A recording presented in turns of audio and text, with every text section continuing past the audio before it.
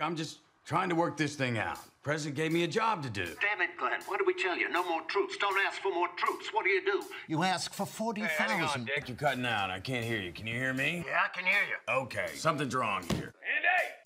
All right. Can you hear us now? I can hear you. Can't hear what you're saying. No, no. I'll talk to you later, Dick. We need to finish. I'm sorry, we need to... You're here to clean up the mess. This one is a bitch, right? Nothing about war is easy, Pat. I didn't come here to manage this war, and I sure as shit didn't come here to close it out. Came here to win. Mr. President, you need to behave like a leader. But I am behaving like a leader. I'm unavailable. This country won't fight at night. That country won't fight in the snow. We cannot help them and kill them at the same time. It just ain't humanly possible. You think the Americans call us motherfuckers all day, and it's considered in our culture a very bad thing to fuck your own mother. In ours too. In ours too. Gotta get me some traction. You need cut through. Exactly. Need to get me some goddamn cut through. This dinner's for Afghanistan, and you've got the gall to kick the only Afghan in the room off my goddamn table? Boss, I'm pretty sure the Afghan ambassador here is from Afghanistan. General.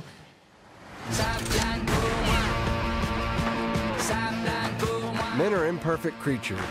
Left to their own devices, all they really want to do is play with their dicks and eat chicken. Men need to be led. Let me come with you. Yeah. Okay, I'm coming with you. Wait up. I'm coming with you. What should I do?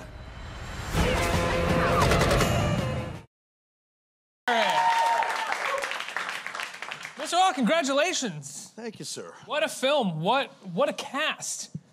An unbelievable amount of people in this movie. Well, that's the thing, you know, it's about the company you keep, and I'm just so honored to be working with Plan B, Mr. Pitt, and Netflix. Just a great experience, man.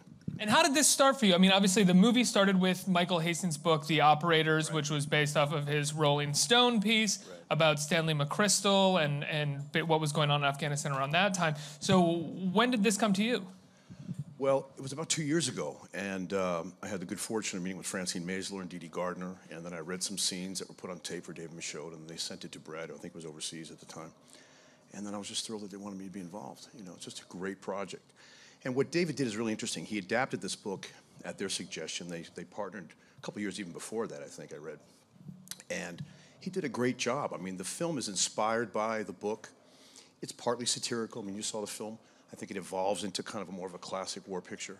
And there's just a great group of people. Like any film, it takes a village to make a movie, man. It takes so many people. So there was just great actors involved across the board, great material, and the top production team, and I think in Hollywood, Plan B. What I loved about the film is that it starts as a satire and then it shifts gears a little bit into almost what it has to shift gears into when you're talking about the wars in Iraq and Afghanistan, which is like, yeah, there is a sort of joke about the hubris that America has going in to fight these battles and rebuilding countries at the butt of a gun. Right. But at the same time, there is always tragedy, and there is consistent tragedy when there is war happening. So the film has to evolve into this tragic tone that it takes on. Well said. And I also feel we've seen the film about 4 times now, Uchi and I. And when we watched it the last time, I was seeing all these other things. I mean, it's a really brilliant performance what Brad does, because I think what David and Brad were able to orchestrate is they use the humor to kind of lure the audience in. And really, there's a lot of thematic stuff going on about the war machine itself. But the main thing I want people to know, it's really pro-soldier. You know, I come from a family, my grandfather served in World War II. I had an uncle in the Korean War and the Vietnam War, so I have such a healthy respect for the dignity and the character of the people in our military, the men and women who serve across the world. So to me, that was enough inspiration that I needed. And then to work alongside this guy is just the very best there is. And we had such a great cast of actors, Emery Cohen and RJ and Topher and the great Tilda Swinton, Sir Ben Kingsley. I mean, it's an honor when you get to be a part of something bigger than yourself, and I think that's what we all aspire to. Yeah, I wouldn't say the film is in any way a negative depiction of soldier, bureaucracy, anybody. It's about how all of these things attempt to come together and get in each other's way in many times. It's not the war machine itself, the soldier or soldiers are not representative of the military. They are representative of the American idea that we have of what we can do. Right, and hence the title, The War Machine Will Continue. You know, it's, and that's why I think it's important for me personally to delineate what my MO was, that it's definitely a film that's pro-soldier, and that's what we want to do. We want to bring honor to them that serve, and at the same time, there's a lot of stuff going on in this film. You know, it really is. It's a fantastic film. I mean, honestly, I think it's certainly the best movie I've ever been in. So I'm You think it's the best movie you've ever been in? To me, it is. To me, better than Weird Science. Come on now. I think I could. No, well, I've had a long career. I've been very blessed. You know, that old saying, standing on the shoulders of giants. There have been so many great mentors that I've had over the years. You know, John Hughes, Tim Burton, all these greats, Christopher Nolan. But this was such a fine collection of great people. You know, and I've always been a Brad Pitt fan. I was just really humbled and honored to work for him. Yeah, we had Meg Tilly here a couple of weeks ago doing press. She's fantastic in the movie. Yeah. Sort of like, where has this woman been for 18 years? Yeah. She's been not in movies apparently. But she writes books. She's done a lot of stuff. Yeah, and lady, she talks about how gracious Brad Pitt is on the set as the sort of a number one on the call sheet, that he is incredibly giving and never. I think one of the things that she said was that she's never had this with the lead actor where they stay for the turnaround on her. Well, that's it, isn't it? I mean, you lead by example. I'm a bit of a method actor at times, and quite honestly, you know, as my fellow castmates can attest to, I kind of disappeared on the set. You know, I really got into it, and I was very focused upon approaching it like a military man. I was playing a general, the whole thing. But Brad, to what you said, he's really great. He's a class guy. He's what people expect him to be. He's down to earth. He's very centered, and he's got a great team, Dee Dee Gardner and Jeremy Kleiner. I mean, this is a great company. Now, your character is inspired by someone in the news, probably right now in this minute. There's news breaking about him, General Michael Flynn, who was the National Security Director.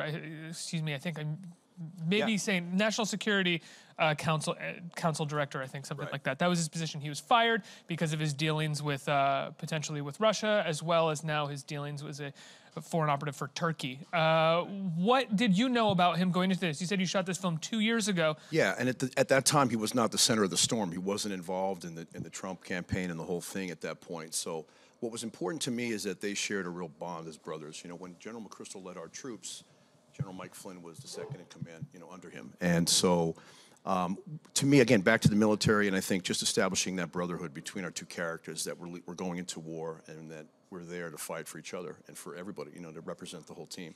So I think, again, back to the military and that level of integrity that they all operate with, that's all I needed, you know, so I kind of stuck to that through line for myself. There was no sort of semblance. I think by the time the film was being shot, which was after the operators, Obama had let him go, and that was a big controversy. But you sort of had him more as a character that was in relation to McChrystal and what he was doing there, working with McChrystal, rather than how he ended up going off as a sort of rogue general. Right, exactly. And this was originally inspired by an article in Rolling Stone magazine by Michael Hastings that led to him writing the book.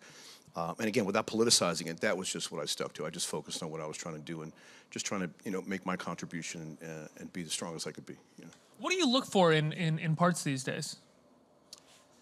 You know, over the years, just surviving as an actor, I've run the gamut. I love doing comedies. You know, one of the great actors in this film, Sir Ben Kingsley, has been one of my heroes because the guy is able to go from light to dark. So working in film, working in television, that's something I try to do. Having played a number of bad guys and all kinds of crazy characters, and I'd love to do more comedies. I'd love to play more heroic characters. Is there something cyclical about that? And you kind of started with comedy at the beginning of your career and now kind of want to come back a little bit? Maybe there is. But to me, it's about quality. I just want to work with the best people I can in the industry. And I think that this was the opportunity in my career to work alongside Mr. Pitt and all these great actors. And we had a great experience. Just knowing that everybody, it was important to them to do it right and to do a great film. And then working for Netflix is incredible. I mean, they've really taken it to another level. It's a new model for a new century, and I think it's just an honor to work for them. You know? There's something so strange about that. When you start a career a certain way and something sticks for you and lands and it's working really well, and then you want to branch out of that a little bit, and you branch out for probably 20 years now, 25 years, and you're like, oh, no, I want to go back to do that thing that I did before. That was really fun. Right. Well, it's kind of surreal. I mean, I'm 49 years old, and I've been an actor for 41 of those years. I mean, it's kind of weird. Yeah, it is. It's kind of wild, but I'm just grateful. I keep it simple, and I just approach the work, and I just try to do my very best. What's the longest amount of time you've spent away from a camera? Oh, there have been times as an actor, and any actor out there or actress would attest to. I mean, I've gone a couple of years without work sometimes. So, You know, there's a biblical saying I'm very fond of, you know, he who exalts himself will be humbled and the humble will be exalted, right? So you got to stay humble in showbiz, man, because you don't know. You know, it's just go season by season. You know, you never know what you're going to get. But that's, I mean, to have grown up on camera and then have periods of time where you're not on camera, I don't mean that in reference to just the sort of practicality of like, you know, I'm working, I'm paying my bills, but just the idea, the emotional idea of not performing in front of a camera. Does that take a toll? Do you feel that, considering you grew up in front of it? Well, you know what? I think in our country there's such an accent on celebrity and all that, and I have nothing but respect for anyone who creates success. You have to want success for everybody. But for me personally, I like doing the work, and I often disappeared into my own life. I liked creating that separation line, and so that was always important for me. You had to kind of run away from being a celebrity for a moment, right? I think, you know, quite honestly, I think it took about 20 years to process what happened to me from age 15 to 19 because of all the John Hughes films and everything. It took a while to really get a handle on it. But, you know, I was raised here in New York City. My mom always kept me real, and my parents, and, you know, and again, the industry keeps you humble because you have to be. You have to learn to, you know, have character and just be persistent and like anybody in the arts, you know, and I encourage those out there, just keep going, you know. Yeah. McCarthy was actually here a few weeks ago as well, and Andrew McCarthy, and he had said something very similar, which was that, like, I didn't realize for a period of time I was processing something that had happened to me, but I think there was about 10 years where I was just processing this period of the 80s that I didn't see coming. Yeah, I mean, it literally took me 20 years. I think I'm still processing it, but... Were you aware that you were processing while you were processing, or were you just... Like, were you speaking to an analyst? Yeah. Oh, no, that too, man. Listen, therapy is helpful. Yeah, I just think learning, you know, my father had a saying growing up that he taught me and my sister. He said, freedom through education and experience, right? So the education in my life was, first of all, growing up in the city, I realized everything was possible, that I could be an artist. And then once I got work as a kid, I just maintained a commitment to that dedication. And then, yeah, you just keep pushing through, you know? What was that like in the 80s when that explosion happened? Do you remember the moment where you were like, oh, I can't go outside, I can't do things? Yeah, well, I've never taken it to that level, but I think working for the great John Hughes, I mean, it did change my life. All of a sudden, I was in these films, and I think this idea is not what people necessarily think it is. When suddenly people react to you, it freaked me out. I mean, I was a kid growing up in the city, and then suddenly people would recognize you, and I think as a kid, you feel very vulnerable, you know, and all that stuff is exacerbated by, you know, celebrity or fame or being known and all that. But I just keep it in check, and just, again, my family kept me humble, you know, my work ethic, and now my lady keeps me grounded. So, you know, you just keep pushing forward. Like there's an old saying, there's only one way around, through. One way around, through. Yeah, there's no way around. You just have to go through things and just kind of trial by fire in a lot of cases. You know? And you were in Foxcatcher a few years ago as well, a film that I absolutely loved. I think Ben Miller is one of the great directors that we have working right now. He really is. What was the process like on that film? I hear he has a somewhat experimental nature in terms of crafting and finding the story on set. He does. I mean, and I got called out of the blue, and Bennett said, we're doing this film, and, you know, I was literally on a plane within 2 days. I was really humbled by the fact that he wanted me to be a part of it. And I was working with these great actors. I mean, I was there on set, and I really got a bird's eye view. I saw how he worked, and he is very creative and kind of, you know, he figures things out. He also takes his time. He's a documentary filmmaker, so it seems like he might be coming from this place of like trying to find the moment and document the process. You're right on. He does do that. And so I had a pleasure of working and watching, you know, the great Steve Carell and the great Ruffalo and Channing. I mean, Channing's performance is fantastic in that film. So again, it's this great symphony of talent, you know? It takes so many people to get involved. It's never about one person. It's about that collaboration. And when you have a group of people that are excelling to do something really at the top of their game, then you have something special. And I found that on Foxcatcher, and I found that on this film too, for sure. Yeah. Having been in the industry for so long, going from project to project and working with different kinds of directors, everybody has a different process. And there is the process that is the professional process, which I think everybody probably loves a little bit because you show up, do the work, get to go home that day, and whatever comes out, you got paid and you got to do a decent job. What's it like when you show up to a set and the process is suddenly being deconstructed and taken apart? Do you get excited for that right away, or do you take a minute to sort of work your way around it? It's a great question. I think based on what we talked about before, when you know you're trying to do better quality work and you feel, you know, so blessed to be a part of great company, you know, you're that much more invested. And so you find yourself lingering, you know, like on this movie. Lucia came to the set and we just wanted to watch Ben Kingsley. So it was really funny. He was ready to do his thing, and we kind of walked in. We were shooting at a hunting lodge, and, like, just all these incredible, we shot at Buckingham Palace, all these places. But we walked in on Ben Kingsley, and he was just meditating, laying on a couch. And he just woke up and he was like, hey, how are you? He was very polite. We didn't interrupt him or anything, but the point was that we wanted to stay around and watch him work. Same thing with Tilda Swinton. Tilda Swinton is like such a great actress, as we all know. The most incredible charisma I think the screen has ever had. She is. And in this film, it's very important because she speaks truth to power. There are 2 female roles in this film, but they're beautiful performances by Meg Tilly and Tilda Swinton. So, again, you always have to stay humble, stay open to learning, and realize that we all learn from each other. But in the case of when you have a great project with one of the top production companies and of course, Netflix and Plan B, yeah, I mean, I think your senses are more alerted and you're more aware and you want to just soak it all in, yeah. What do you think about your character's relationship to militaristic power as well? I mean, he clearly falls on the line of the bureaucracy is what is failing us and the military is what should lead us and succeed. Well, again, because of my personal history and having family that have served, and I've always just been struck by the quality of character, military men and women. I mean, there's such a decency, there's always such a respect, things that we see written on a patrol car, but they really embody it, you know, honor, decency, integrity, and then family too. And these people, when I meet them, I do these Comic-Con conventions and other things, and wherever you meet them, they're just beautiful people. They're down to earth, they're humble, they're focused on the right things. So that sense of integrity is something, again, my father taught me, and I think they embody it. So I had all I needed. And, you know, we're playing Army Rangers here. I mean, so I was playing an Army general, but I have a lot of friends that served as Marines. So I kind of played him a little bit more of a jarhead because I wanted it to have that backbone. You know, Mr. Michod did such a brilliant job of adapting this book. And as we talked about, it's part satirical, but then it evolves into a war picture. So I just stuck to what I had to do and, you know, stayed in my lane and did my thing. And hopefully you want to contribute to the bigger essence, which is the film itself. And this is a great writer-director to watch. I mean, he's really absolutely fantastic. And I just think he pulled it off. He did a great job. It's really it's the film I'm most proud of, honestly.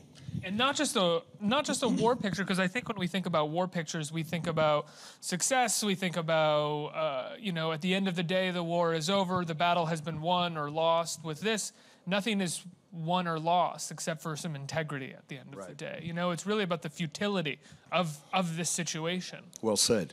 And I think even with Plan B's other film, you know, The Big Short is another great film. I mean, it exposes the truth about the economic dilemma that we went through as a country. But they did a masterful job producing that film. Excuse me, that director also used humor to really lure the audience into some interesting themes and real important stuff that matters to us as a country.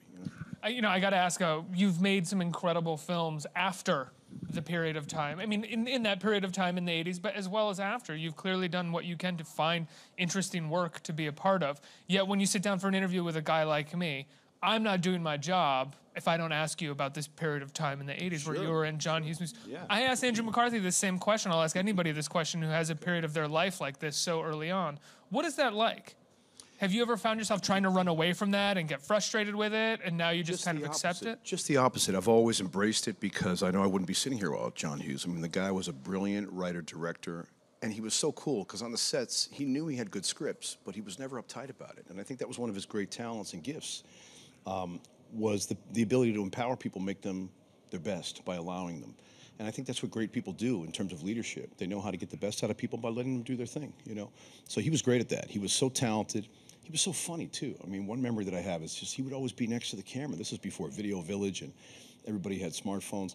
He would sit next to the camera and, like, laugh you through the take or cry with you if we were doing Breakfast Club, depending on what it was. So he was always involved in the process. I'd like to mention, too, the late, great Bill Paxton, even as an actor, had that same sense of collaboration, was a wonderful guy, enjoyed the process, man. You have to enjoy what you're doing, you know? So that's how I remember John, and I always acknowledge him. I always tip my hat to him because I wouldn't be sitting here without him. So I've never had that attitude like, I don't want to talk about the 80s. I mean, that's corny. It's ridiculous. Let's get some questions from the audience. Who has some questions out there? Right here.